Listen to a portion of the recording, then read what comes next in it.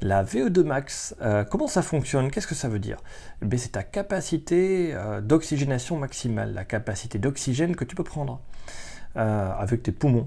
Voilà, c'est dépendant de plusieurs facteurs. Le premier, c'est la capacité et le volume de tes poumons pour se déplier, avoir de la surface, pour échanger de l'air, de l'oxygène, avec du CO2.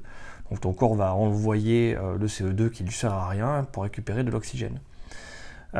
Plus tes poumons sont développés, plus tu as du volume sur ta cage thoracique, plus tu peux prendre, entre guillemets, d'oxygène. Donc il suffit de faire de l'endurance et tu vas développer cette capacité-là. La deuxième sont tes artères. Tes artères, plus elles sont bouchées, plus c'est difficile de faire passer l'oxygène.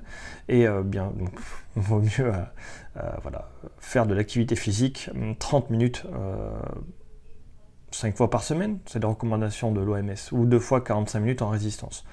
Mais en gros, ce qu'il faut retenir, c'est qu'il faut en faire tout le temps pour éviter que ces artères se bouchent et faire gaffe à ce qu'on mange. Donc la porosité entre les artères et les poumons, c'est un premier facteur. Un autre facteur, c'est la quantité d'hémoglobine qu'on a à l'intérieur de notre sang. C'est-à-dire que plus on a d'hématies, de globules rouges, plus on va pouvoir prendre de l'oxygène. Un autre facteur aussi, alors on va voir, hein.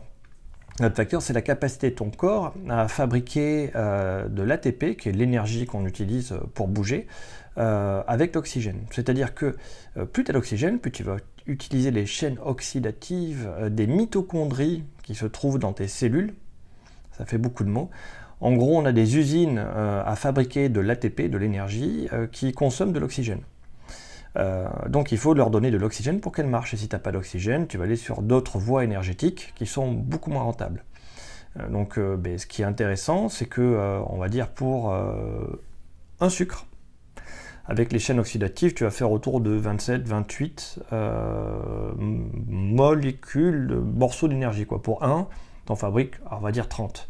Et par contre, quand tu n'as pas d'oxygène, pour un sucre, tu vas fabriquer 7-8.